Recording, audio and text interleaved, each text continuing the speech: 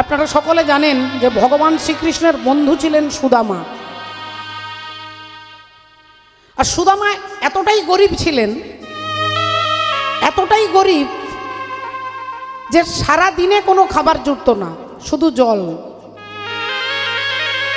একদিন, দুদিন, 3 দিন পর্যন্ত সুদামা তার বাচ্চাদেরকে নিয়ে উপোস থেকেছে, জল খেয়ে থেকেছে। সেই সুদামা এত বড় ভক্ত, ভগবানের বন্ধু নাকি। দ্বারকার রাজা ছিলেন ভগবান কৃষ্ণ, আর সেই কৃষ্ণের ছোটবেলাকার বন্ধু হচ্ছে সুদামা। সেই সুদামা এত গরিব কেন হলেন জানেন? মায়েরা, আপনারা অনেকে কীর্তন শুনেছেন, অনেকে জানেন, কিন্তু যদি এটা জানেন যে সুদামা গুরুদেবের আশ্রমে ছোলা ভাজা চুরি করে খেয়েছিলেন বা নাড়ু চুরি করে খেয়েছিলেন, তাহলে এটা আপনারা ভুল জানেন। কোনো কীর্তনিয়া যদি বলেন যে গুরুর আশ্রমে চুরি করে খেয়েছিল বলে তিনি এত গরিব হয়েছিলেন, এটা সম্পূর্ণ ভুল। কোনো শাস্ত্রে কোনো কীর্তনিয়া দেখাতে পারবেন না। সুদামা কেন গরিব হয়েছিলেন এর কারণটা শুনলে আপনাদের অন্তরটা বিগলিত হয়ে যাবে।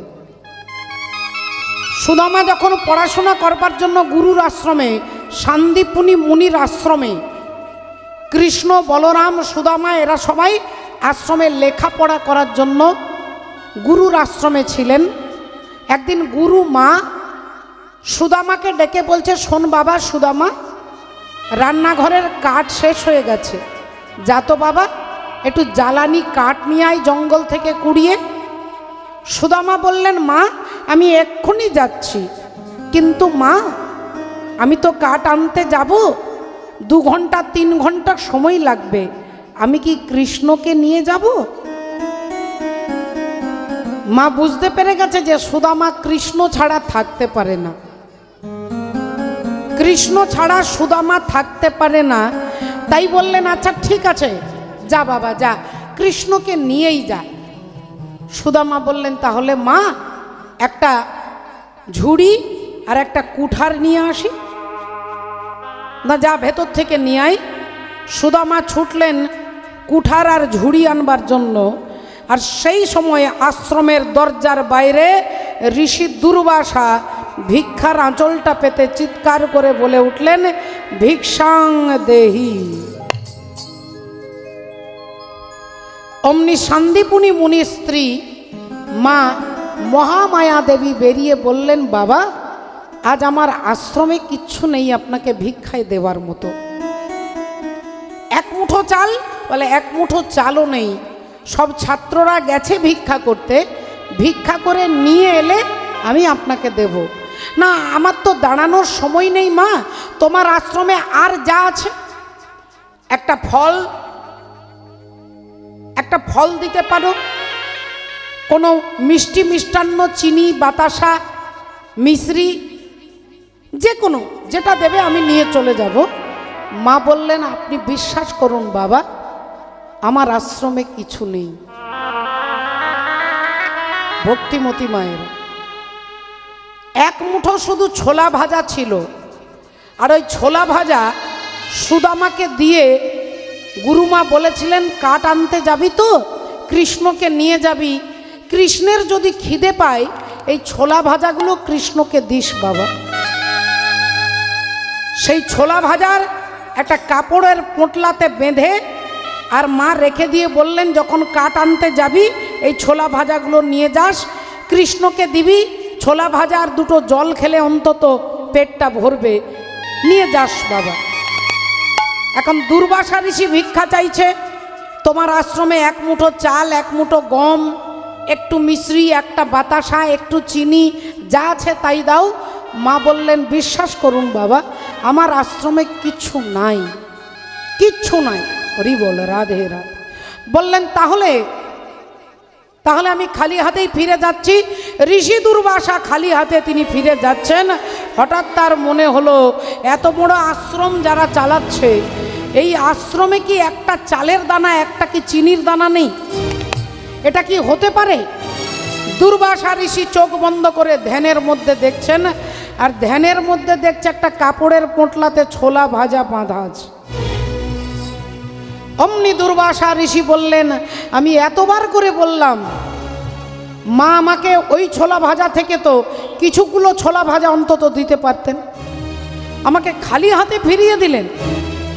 তাহলে আমি দুর্বাসা ঋষি, আমি ওই শান্তিপুনি মুনির স্ত্রীকে তো অভিশাপ দিতে পারবো না, কারণ তিনি সতীসাধ্যী পতিব্রতা নারী, তাই আমি তাকে অভিশাপ দিতে পারবো না।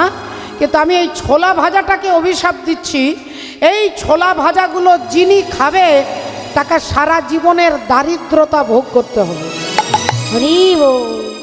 তার কপালে কোনো খাবার জুটবে না 2 দিন 3 দিন ধরে, তাকে দারিদ্রতা ভোগ করতে হবে। এই বলে দিয়ে দুর্বাসা ঋষি চলে যাবে।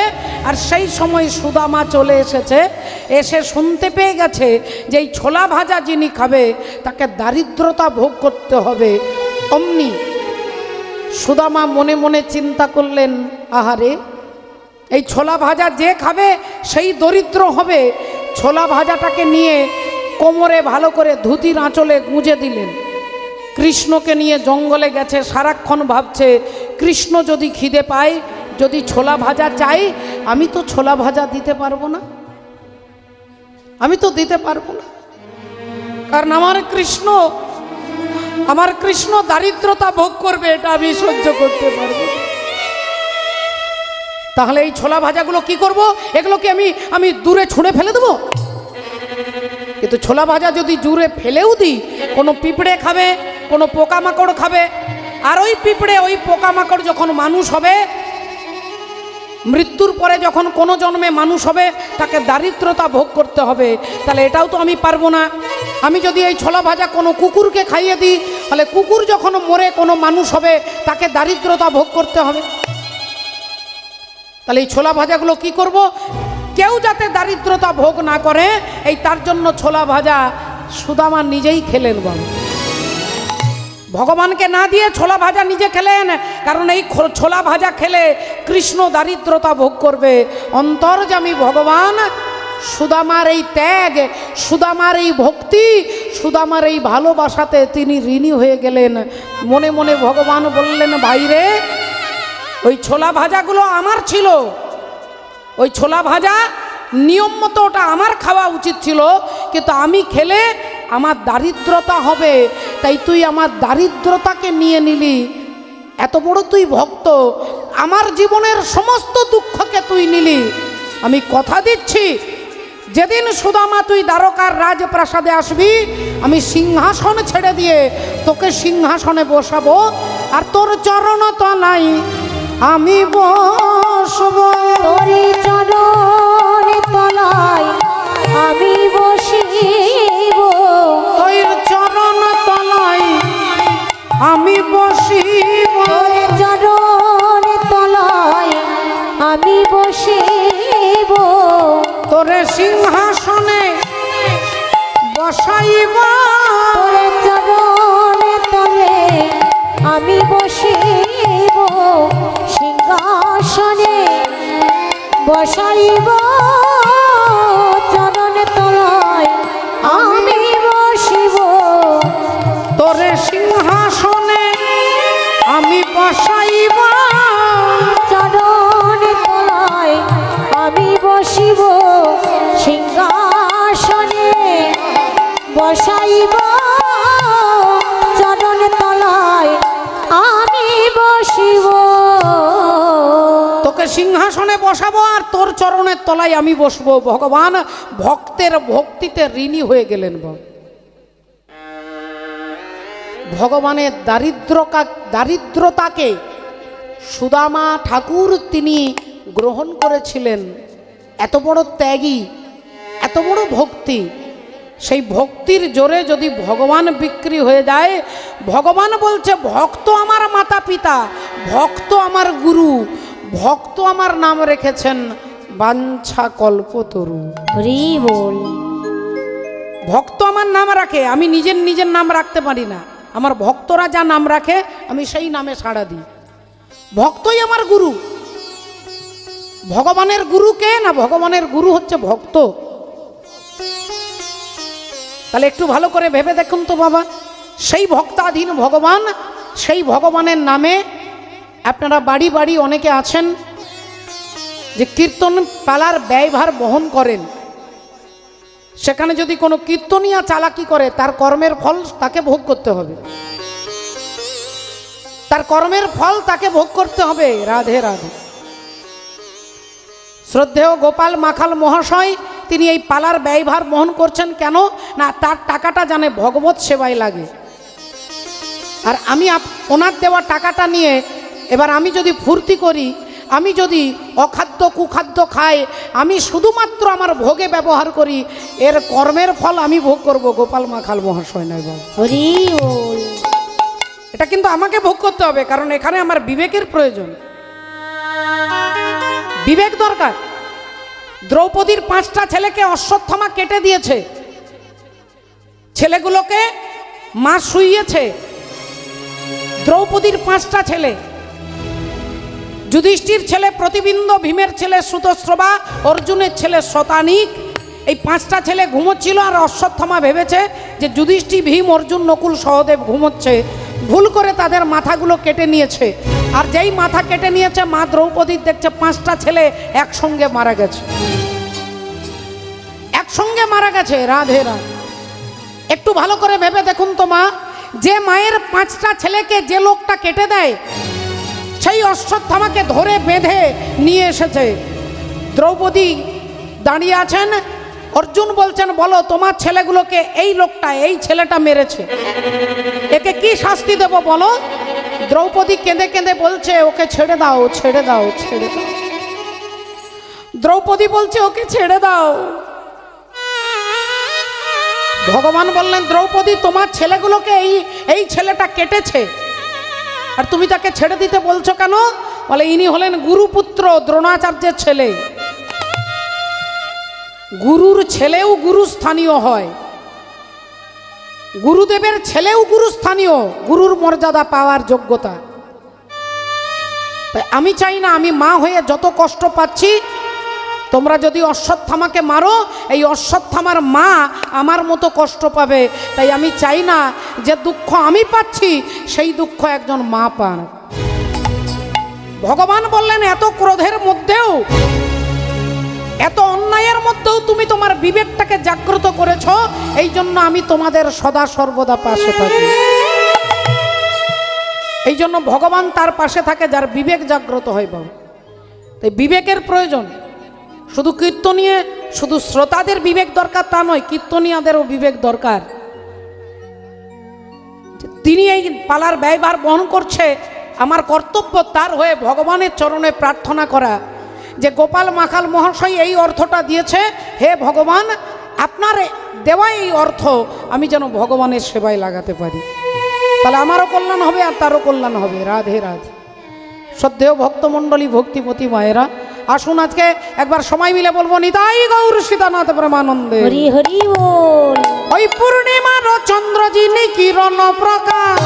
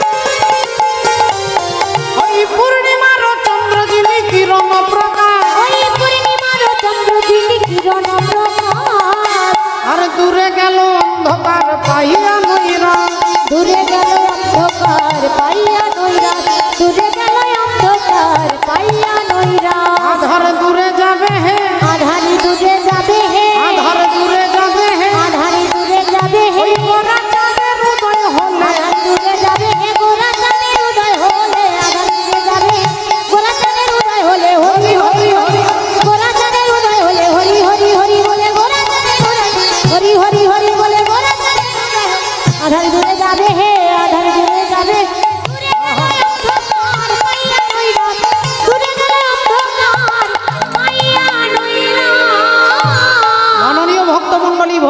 মায়েরা, তাহলে দেখুন একটু লক্ষ্য করে, যে চৈতন্য ভগবান আমার মতো দুরাচারী, পাপাচারী, অত্যাচারী, কামাচারী জীবকে করুণা করবার জন্য এসেছেন, তিনি এসে কি বললেন? মা, কলির জীবের জন্য একটাই ওষুধ, কলির জীবের জন্য একটাই কর্তব্য, সেটা কি না 24 ঘন্টার মধ্যে আপনি 10 মিনিট, 15 মিনিট, 20 মিনিট, আপনার যতটুকু সময় থাকবে, আপনাকে খোল করতাল বাজিয়ে কীর্তন করে নাম করতে হবে না।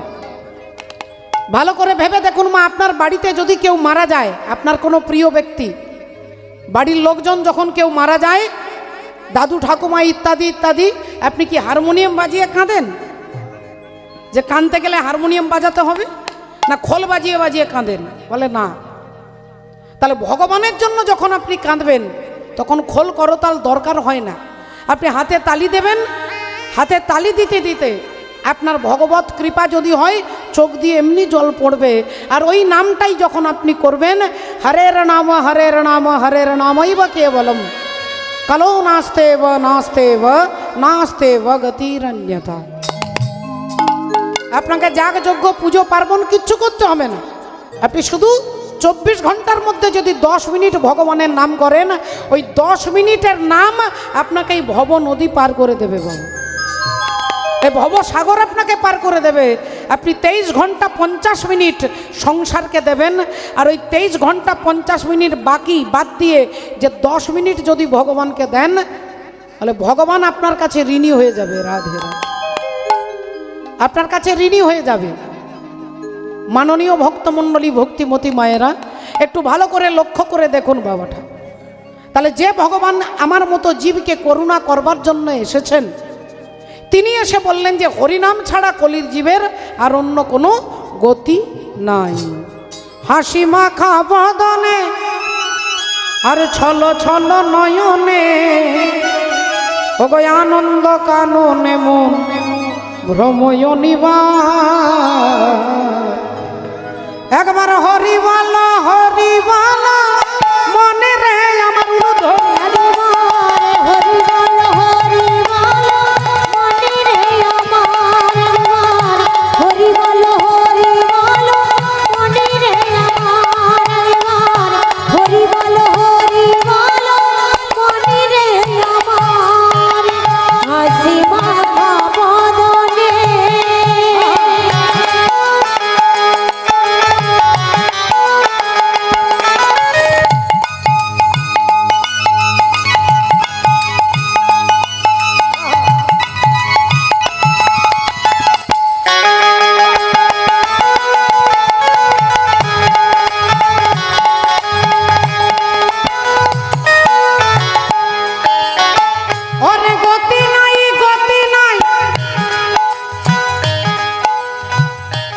কি বলছে দেখুন মাননীয় ভক্তমণ্ডলী, ভক্তিমতী মায়েরা। দুর্যোধন কি করেছিলেন না, পঞ্চপাণ্ডবকে সারাক্ষণ চেষ্টা করে যে পঞ্চপাণ্ডবকে কি করে ডাউন করা যাবে। তাই একদিন কি হলো মা জানেন, দুপুরবেলায় পঞ্চপাণ্ডবের খাওয়া হয়ে গেছে, সবার শেষে দ্রৌপদীর সেবা হয়ে গেছে, দুপুরবেলায় সবাই একটু বিশ্রাম করছে। আর সেই সময় দুর্বাসা ঋষিকে তার 60,000 শিষ্যের সঙ্গে দুর্যোধন পাঠিয়ে দিয়েছে যে যান পঞ্চপাণ্ডবের বাড়ি যান, ওনার বাড়ি গেলে ওনারা আপনাকে সেবা দিতে পারবে। এবার আপনারা মায়েরা ভেবে দেখুন তো মা, আপনারা তো সংসার করেন, আপনাদের খাওয়া হয়ে গেছে, সেই সময় যদি 10 জন এসে বলে সেবা করব, আপনি যদি ভক্তিমতী নারী হন কি বলবেন? একটু দাঁড়ান, তাহলে রান্না করে দিচ্ছি। তা 60,000 শিষ্যকে নিয়ে দুর্বাসা ঋষি গেছে পঞ্চপাণ্ডবের ঘরে, আর যদি সেবা না দেয় তাহলে কিন্তু অভিশাপ দেবে। আর এটাই দুর্যোধন চেয়েছিলেন, এটা দুর্যোধন চেয়েছিলেন যে ওরা তো সেবা দিতে পারবে না, আর তাহলে দুর্বাসা ঋষি পঞ্চপাণ্ডবকে অভিশাপ দেবে, আর অভিশাপে তারা হরিবোল সর্বনাশ হয়ে যাবে। এই চালাকি করে দ্রৌপদীর ঘরে দুর্বাসা ঋষিকে 60,000 শিষ্যের সঙ্গে পাঠিয়ে দিলেন। ঋষি দুর্বাসা এসে দ্রৌপদীকে বলছেন, মা আজকে তোমার ঘরে আমরা সেবা নেব, আমরা স্নান করে আসছি, তুমি ব্যবস্থা করো। এবার মা দ্রৌপদীর এমন একটা থালা ছিল মাগো, আপনারা তিথিটা জানেন, অক্ষয় তৃতীয়া। অক্ষয় তৃতীয়ার দিনে দেবরাজ ইন্দ্র মা দ্রৌপদীকে একটা থালা দিয়েছিল, বলে এই থালাটাতে তুমি যত খাবার চাইবে সঙ্গে সঙ্গে খাবার হাজির হয়ে যাবে। তুমি ভাত চাইলে ভাত দেবে, লুচি চাইলে লুচি দেবে, পোলাও চাইলে তাই দেবে। তুমি যা চাইবে এই থালাটার কাছ থেকে। এই থালাটার নাম অক্ষয় পাত্র, কোনোদিন ক্ষয় হবে না। কিন্তু মা, যতক্ষণ তোমার খাওয়া না হবে ততক্ষণ থালাটা থেকে তুমি যা চাইবে তাই খাবার বেরোবে। কিন্তু তোমার সেবা হয়ে গেলে সেদিন আর থালাটা থেকে কিছু বেরোবে না, পরের দিন আবার যা চাইবে তাই থালা থেকে পাবে। এই জন্য বাড়ির মায়েরা, এখনো অনেক মায়েরা বাড়ির লোকজনের সকলের সেবার পরে সেবা করে। এর মধ্যে কোনো কুসংস্কার নেই, এর মধ্যে শুধু শ্রদ্ধা। যার শরীর অসুস্থ তিনি আগে খেতে পারে, কিন্তু বাড়ির মায়েরা কি করেন না, সবার খাওয়ার পরে সেবা করবেন। এটা অক্ষয় তৃতীয়ার দিন থেকে দ্রৌপদীর সময় থেকে হয়ে আসছে। তার বাড়িতে মা লক্ষ্মী দেবী বিরাজ করে।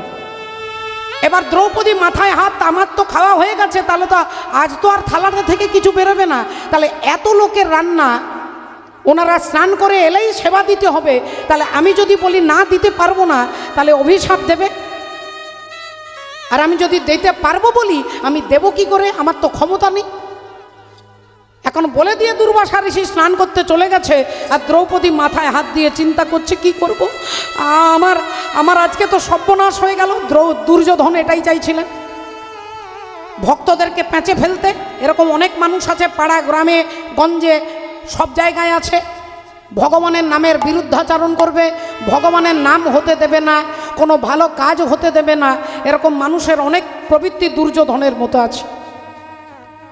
এখন দুর্বাসা ঋষি স্নান করতে চলে গেছে, দ্রৌপদী কাঁদতে কাঁদতে ভগবানের কাছে গেছে। দ্রৌপদী ভগবানের কাছে গিয়ে বলছে, কৃষ্ণ তুমি বিশ্বাস করো, আজকে আমার ঘরে কিচ্ছু নাই, সবার খাওয়া হয়ে গেছে। এখন দুর্বাসা ঋষি স্নান করে আসবে, আর এসে যখন সেবা চাইবে, আমি এত ভক্তের সেবার আয়োজন করব কেমন করে? তুমি রক্ষা করো, তুমি রক্ষা করো, বিপদ ভঞ্জন মধুসূদন তুমি রক্ষা করো। ভগবান একটু মিষ্টি হাসলেন, হেসে বললেন, যাও রান্নাঘরে যাও। রান্নাঘরে গিয়ে দেখো কোনো ভাত, কোনো তরকারি, কোনো ভাজা, কিছু শুক্তো টুক্তো আছে কি না? একটু তো আছে। দ্রৌপদী বললেন, বিশ্বাস করো কৃষ্ণ, আজ আমার রান্নাঘরে কিচ্ছু নেই, কিচ্ছু নেই। আরে বাবা, তুমি একটু ভালো করে দেখো না, একটু ভালো করে দেখো। দ্রৌপদী বললেন, আরে বাবা, আমি তো রান্না করেছি, আমি তো খেতে দিয়েছি, আমি তো বলছি কিছু নেই। না, তুমি একটু ভাতের হাঁড়িটা নিয়ে ভালো করে তাকিয়ে দেখো, একটা যদি ভাতের দানা থাকে তাতেও হবে। দ্রৌপদী ছুটে গেলেন রান্নাঘরে, ভাতের হাঁড়ির ভেতর দ্রৌপদী, ভাতের হাঁড়ির ভেতর দ্রৌপদী হাত বুলাইয়ে দেখে ছোট্ট একটা ভাতের দানা কোনায় লেগে থাকে। আহা, ছোট্ট একটা ভাতের কোনাড়ির কোনায় লেগে থাকে। সেই ভাতের দানা নিয়ে দ্রৌপদী, ছোট্ট ভাতের দানাটা, সেই ভাতের দানা নিয়ে ভগবানের হাতে দিল। এই দেখো কৃষ্ণ, এইটুকু, এই অন্নটাই শুধু বেঁচে আছে। আর হাসিতে হাসিতে হরি বদনেতে দিল। ওগো হাসিতে হাসিতে হরি বদনেতে দিল। মায়েরা দেখুন লক্ষ্য করে, একটা ভাতের দানা ছিল হাঁড়ির কোনাতে লেগে। এই জন্য ভাতের হাঁড়িকে খালি রাখতে নেই মা। ভাতের হাঁড়ি লক্ষ্মীর হাঁড়ি, অন্তত এই কটা অন্ন ফেলে রাখতে হয়, তাতে মা লক্ষ্মী প্রসন্ন হন। একটা ভাতের দানা লেগেছিল, সেই ভাতের দানাটা ভগবানের হাতে দিয়েছে। ভাতের দানা নিয়ে প্রভুর হাতে দিল। অন্তর্যামী শ্রী গোবিন্দ বদনেতে দিল। ওগো অন্তর্যামী শ্রী গোবিন্দ বদনেতে দিল। আহা, অন্তর্যামী শ্রী গোবিন্দ বদনেতে দিল।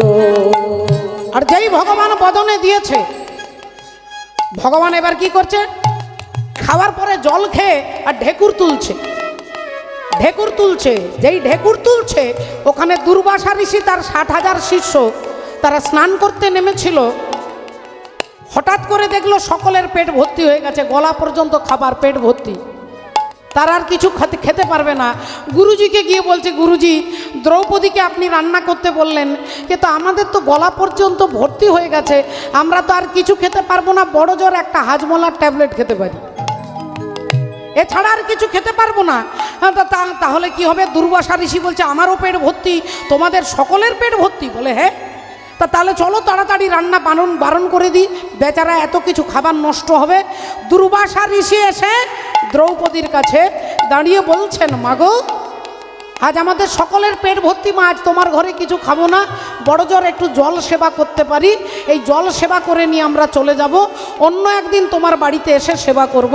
এই বলে ক্ষমা টমা চেয়ে দুর্বাসা ঋষির শিষ্যদের নিয়ে চলে গেলেন। একটু ভালো করে মায়েরা যারা শুনলেন ভেবে দেখুন, ভগবানকে একটা ভাতের দানা দিল, ভগবান তার মর্যাদা রক্ষা করবার জন্য কি করলেন? জসমিন তুষ্টে জগৎ তুষ্ট। জসমিন তুষ্টে, কৃষ্ণ যদি তুষ্ট হয় 33 কোটি দেবতা তুষ্ট হবে, আর কৃষ্ণ যদি রুষ্ট হয় জগতে কেউ আপনাকে বাঁচাতে পারবে না, কেউ রক্ষা করতে পারবে না।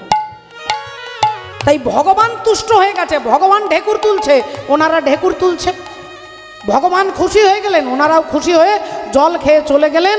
আর অমনি দ্রৌপদী গলায় কাপড় দিয়ে ভগবানের কাছে এসে দ্রৌপদী এসে দাঁড়িয়েছে। আজ কাঁদিতে কাঁদিতে দ্রৌপদী ভগবানের কাছে বলে, ও অন্তর্যামী শ্রী গোবিন্দ রেখো চরণ তলে। ওগো অন্তর্যামী শ্রী গোবিন্দ রেখো চরণ তলে, অন্তর্যামী শ্রী গোবিন্দ রেখো চরণ তলে। মায়েরা একটু এগিয়ে আসুন, মা একটু দয়া করে একটু জায়গা দেন, ওনারা পেছন থেকে। হ্যাঁ, অন্তর্যামী শ্রী গোবিন্দ রেখো চরণ তলে। ওগো অন্তর্যামী শ্রী গোবিন্দ রেখো চরণ তলে। টাকা পয়সা গয়না গাটি আমি কিছু নাহি চাই,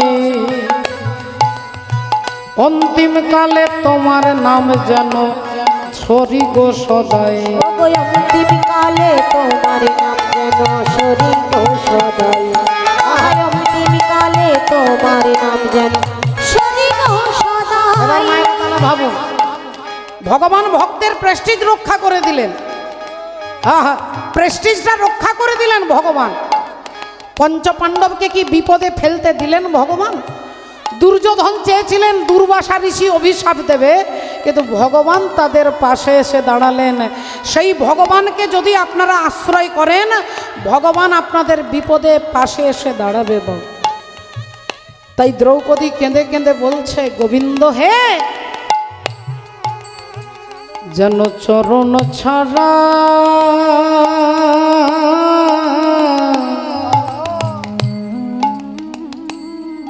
করো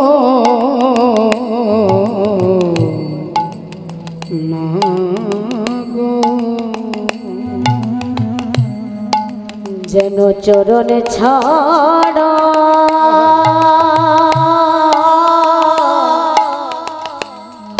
করো না গো। আমি তোমার ওই চরণে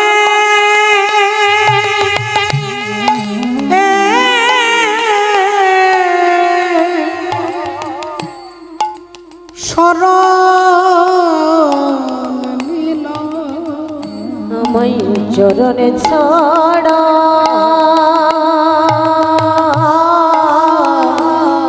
করো না গো। আমি তোমার ওই চরণে শরণ নিলাম, যেন চরণ ছাড়া করো না গো। তাই বললেন মা, ওরে গতি নাই এই হরি নাম ছাড়া, কণ্ঠ ভরিয়া গাও হয়ে আত্মহারা।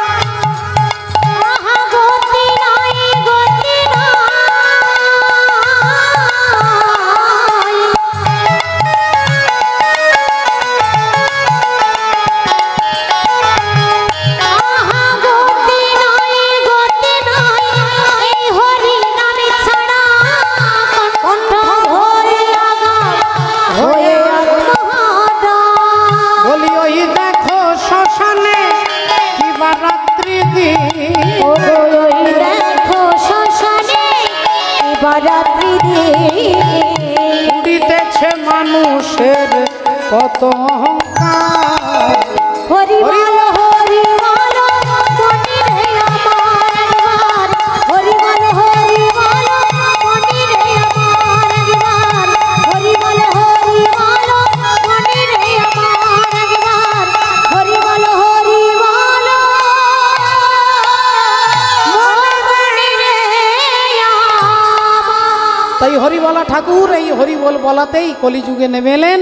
এ তিন ভুবন আনন্দে ভরিল, এ তিন ভুবন আনন্দে ভরিল উঠিল মঙ্গল আশা। এ তিন ভুবন আনন্দে ভরিল উঠিল মঙ্গল সই। হে প্রেমানন্দে এমন গৌরাঙ্গে রতি না জন্মিল হে প্রেমানন্দ এমন গৌরাঙ্গে রতি না জন্মিল মোর। হে প্রেমানন্দ এমন গৌরাঙ্গে রতি না জন্মিল মোর। তাই আমার হরিবলা ও না গো হরিবলা।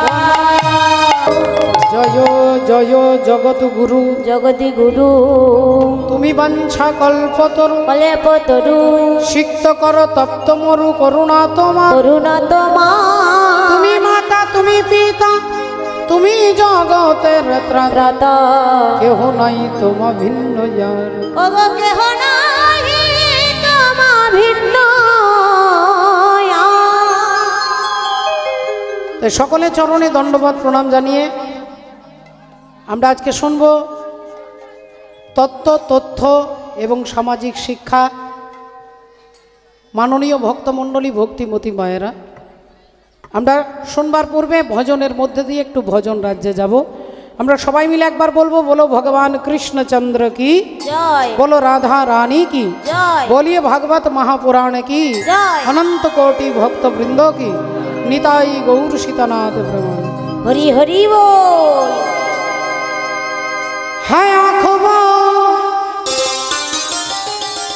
है आँखों जो शाम का दर्शन किया करे, है आँखों जो शाम का दर्शन किया करे, है शीश जो प्रभु चरण में बंदन किया करे। बेकार वो मुख है जो रहे व्यर्थ बातों में, मुख वो है जो हरि नाम का सुमिरन किया करे। हीरे मोती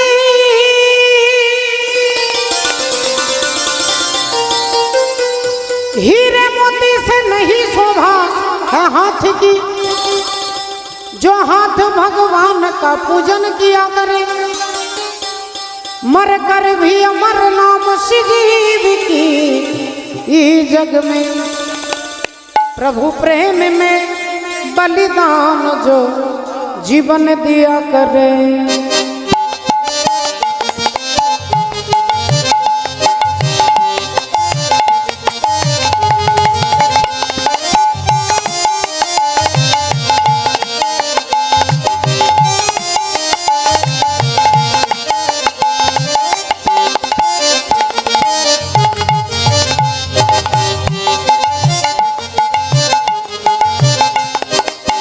ऐसी लगी लगन मीरा हो गई मगन,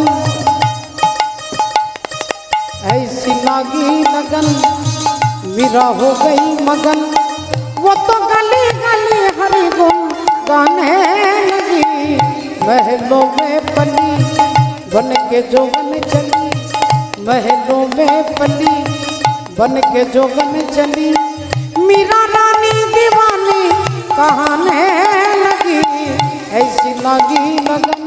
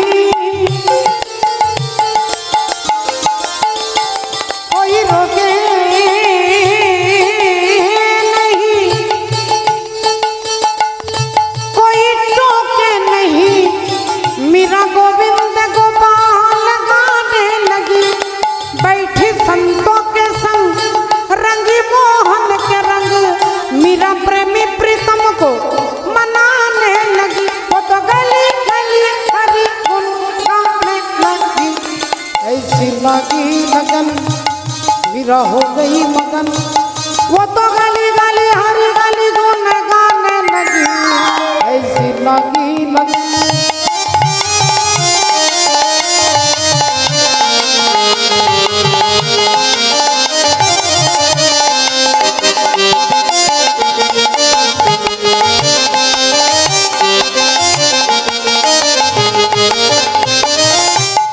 राना ने विष दिया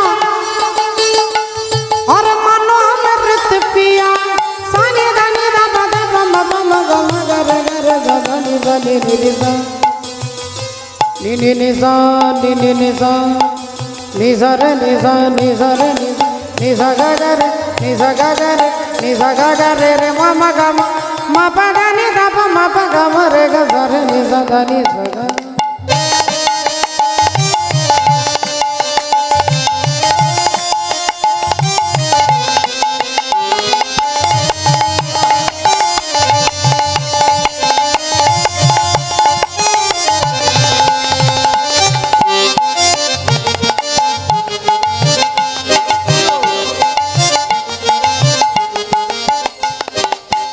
राना ने विष दिया मानो अमृत पिया वो तो सागर में सरिता समाने लगी दुख लाखों सहे मुख से गोविंद कहे मीरा गोविंद गोपाल गाने लगी वो तो गली गली हरि गुण गाने लगी ऐसी लगी लगन मीरा हो गई मगन ऐसी लगी लगन मीरा हो गई मगन ऐसी लगी लगन मीरा हो गई मगन। श्री गुरु निताई गौर सीतानाथ परमानंदे हरि हरि बोल। जय निताई जय राधे श्याम। श्रद्धेय बाबा ठाकुर भक्तिमती माয়েরা আজকে আমরা শুনবো আমরা জানবো আমরা তথ্য জানবো আমরা সামাজিক শিক্ষার কথা জানবো আজকে যার মধ্য থেকে তিনি আমরা প্রথমেই একটু জেনে নিই আমরা সকলে জানি সবাই মানি যে অহংকার কখনো ভালো জিনিস নয় অহংকার আমাদেরকে বিনাশের দিকে টেনে নিয়ে যায় যখনই মানুষের অহংকার হবে বিদ্যার অহংকার রূপের অহংকার জ্ঞানের অহংকার জাতির অহংকার এই তখনই জানবেন তার বিনাশ সামনে চলে এসেছে বাবু অহংকার দুর্যোধনকে শেষ করেছিল অহংকার রাবণকে শেষ করেছিল অহংকারের জন্য বড় বড় রাজা মহারাজা প্রতাপশালী ব্যক্তি সব শেষ হয়ে যায় আজকে অহংকার কার হলো কেন অহংকার হলো কিভাবে তা দর্পচূর্ণ করবেন আমরা তার ইতিহাস জানব আপনারা সকলে জানেন এইখানে যে হরি বল রাধে রাধে আপনারা জানেন যে বাবা ভোলেনাথ বাবা পঞ্চানন্দের মন্দির আপনাদের আশেপাশে সর্বত্র রয়েছেন ইনি হচ্ছেন মা শীতলা দেবী মনসা দেবী শীতলা দেবী হচ্ছে রোগের দেবী রোগ জ্বালা যন্ত্রণা ব্রহ্মার কন্যা হচ্ছেন শীতলা রোগ জ্বালা থেকে দেহটাকে শীতল করে দেয় তাই তার নাম শীতলা রাধে রাধে সেই বাবা ভোলেনাথের আজকে আমরা কথা শুনবো তার ইতিহাস জানবো মাত্র কয়েকদিন আগে শিব চতুর্দশী পেরিয়ে গেছে আমরা শুনবো বাবা ভোলেনাথের শ্বশুর মশাইয়ের এমন অহংকার হলো যে শ্বশুর মশাই শেষ পর্যন্ত তার কি দুর্গতি হলো আমরা এই ইতিহাস এই তত্ত্ব এই লীলা আস্বাদন করব দর্প চূর্ণ করবেন প্রজাপতি দক্ষ রাজার তাই তার ইতিহাস জানতে গেলে আজকে আমরা চলে যাব মহামুনি ভৃগু মুনির কাছে একদিন ভৃগু মুনি যজ্ঞ করছেন স্বর্গ মর্ত পাতাল সবাইকে নেমন্তন্ন করেছেন স্বর্গের দেবী দেবতা মুনি ঋষি গন্ধর্ব সবাই সেই যজ্ঞের অনুষ্ঠানে এসেছে মহাজন কলম দিচ্ছেন একদিন ভৃগু মুনি যজ্ঞ আরম্ভিলা ভৃগু মুনি যজ্ঞ আরম্ভিলা একদিন ভৃগু মুনি যজ্ঞ আরম্ভিলা ও তোরা দেখে যাহা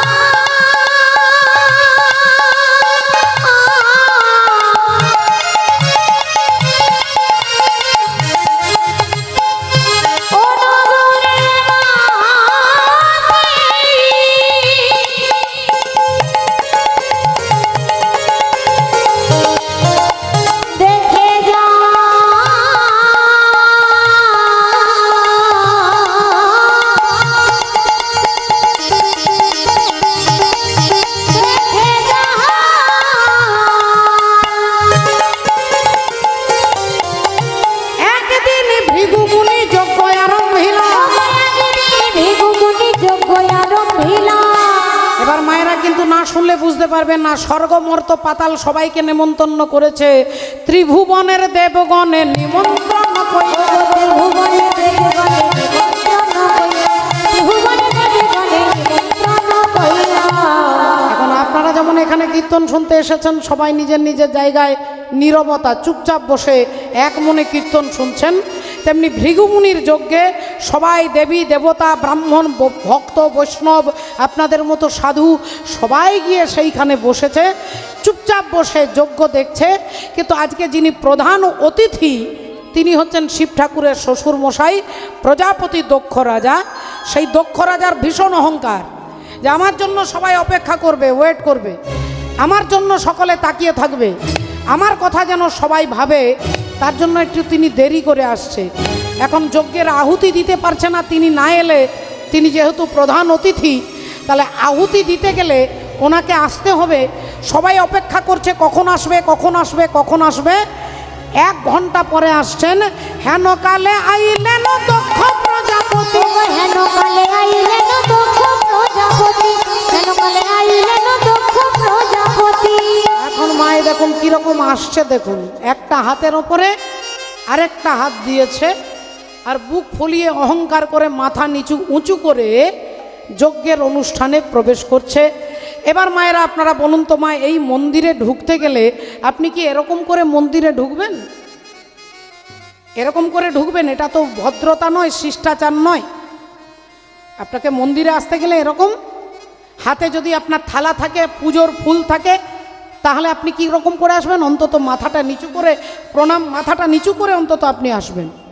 কিন্তু প্রজাপতি দক্ষ রাজার অনুষ্ঠানে দক্ষ রাজা আসছে, একটা হাতের ওপর আর একটা হাত দিয়ে বুক ফুলিয়ে মাথা উঁচু করে আসছে। হেন কালে আইলেন দক্ষ প্রজাপতি, হেন কালে আইলেন দক্ষ প্রজাপতি, হেন কালে আইলেন দক্ষ প্রজাপতি। আহারে দেখিয়া সবে করেন প্রণতি, আহারে দেখিয়া সবে করেন প্রণতি। আর তাকে দেখে সবাই নমস্কার করছে, সবাই প্রণাম করছে, সবাই উঠে দাঁড়িয়েছে। কেন উঠে দাঁড়াবে সবাই? কারণ প্রজাপতি তার নাম নয়, তার নাম দক্ষ রাজা।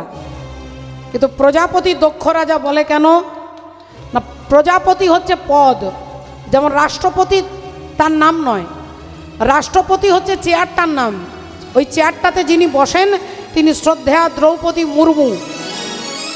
প্রধানমন্ত্রী তার নাম নয়, প্রধানমন্ত্রীর নাম শ্রদ্ধেয় নরেন্দ্র মোদী, কিন্তু চেয়ারটার নাম প্রধানমন্ত্রী, ওটা কিন্তু চেঞ্জ হবে না। ওই চেয়ারে 10 বছর 20 বছর পর এক একজন আসবে, মানুষ চেঞ্জ হবে, কিন্তু চেয়ারটা চেঞ্জ হবে না। ঠিক সেই রকম প্রজাপতি হচ্ছে চেয়ারটার নাম, পদের নাম। আর ওই চেয়ারে বসেন প্রজাপতি দক্ষ রাজা, এটা একটা বিরাট বড় পদ। তাই সবাই উঠে দাঁড়িয়ে নমস্কার করে মাথা নিচু করছে। আর অমনি প্রজাপতি দক্ষ রাজা ভালো করে দেখে নিল, দেখি আমাকে দেখে কারা কারা উঠে দাঁড়ালো, কারা কারা প্রণাম করলো, কারা কারা মাথা নিচু করলে একটু ভালো করে দেখে নি।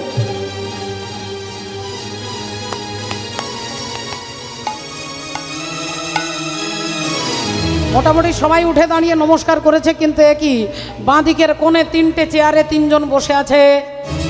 আর যে 3 জন বসে আছে তারা কেউ আমাকে দেখে উঠে দাঁড়াচ্ছে না, তারা কেউ আমাকে দেখে নমস্কার করছে না, তারা কেউ আমাকে প্রণাম করছে না। এত বড় সাহস, যেখানে সবাই আমাকে দেখে উঠে দাঁড়িয়েছে, সেখানে ওরা 3 জন চেয়ারে বসে আছে, আরামে বসে আছে, আমাকে দেখে প্রণাম করছে না। একবার ওরা কে আমি দেখে নিই, তারপরে তাদের 12টা বাজিয়ে ছাড়ব। দক্ষ রাজা ভালো করে দেখতে গেলেন, আর যেই ভালো করে দেখতে গেলেন অমনি দেখলেন প্রথম চেয়ারেই বসে আছে আমার বাবা। প্রথম চেয়ারে বসে আছে আমার বাবা গো, বাবা বাবা।